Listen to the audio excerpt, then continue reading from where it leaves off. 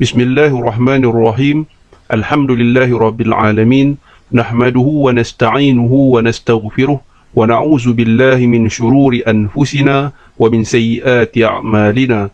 Man yahdihillahu fala mudilla lahu wa man yudlil fala hadiya lahu. Ashhadu an la ilaha illallah wa ashhadu anna Muhammadan abduhu wa rasuluh. Amma ba'd. Assalamualaikum warahmatullahi wabarakatuh. Anda bersama saya Saiful di Inspirasi Ilmu. Ya, insya-Allah pada kali ini kita akan menonton potongan video Ustaz Zungku yang berkaitan bid'ah dan kenduri arwah. Kemudian kita akan membuat sedikit reaction berkaitan video tersebut. Sebelum itu, kita saksikan dahulu video tersebut. Apa yang dilarang oleh Imam Syafi'i rahimahullah ta'ala adalah apa yang disebut sebagai maktam. Bahkan yang disebut dalam kitab-kitab ulama-ulama mazhab Syafi'i juga ada kaitan, ada persamaan dengan kenduri arwah, iaitu berkumpul di rumah si mati, ya, ada makan-makan dan sebagainya kan. Kalau kita baca semintas lalu, ya, itulah kenduri arwah. Dan mereka mengatakan itu bid'ah yang munkarah, bid'ah yang tidak bagus.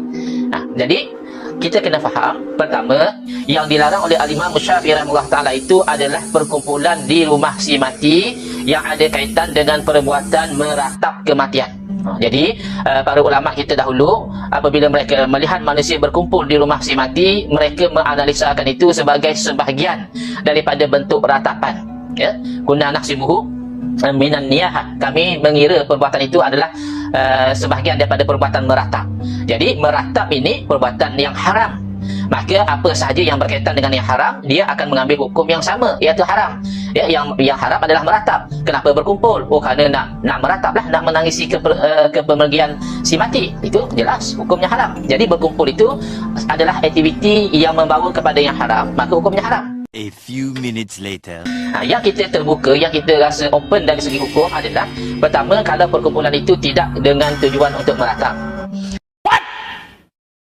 Nak ikut kefahaman Imam Syafi'i terhadap hadis Nabi, atau nak ikut kefahaman kamu?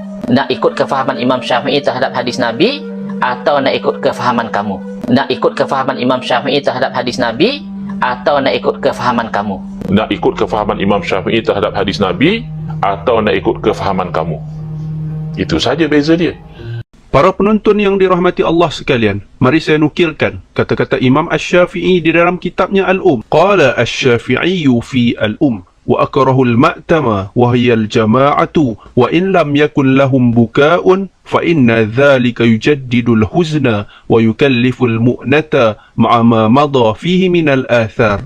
Telah berkata Al-Imam Asy-Syafi'i di dalam kitabnya Al-Um, aku membenci al-ma'tam, iaitu berkumpul di rumah si mati, sekalipun tidak ada tangis-tangisan, namun yang demikian itu akan memperbaharui kesedihan dan memberatkan lagi tanggungan bersama-sama apa yang telah berlalu padanya dari kesan tersebut. Boleh rujuk kitab Al-Um jilid 1 muka surat 248.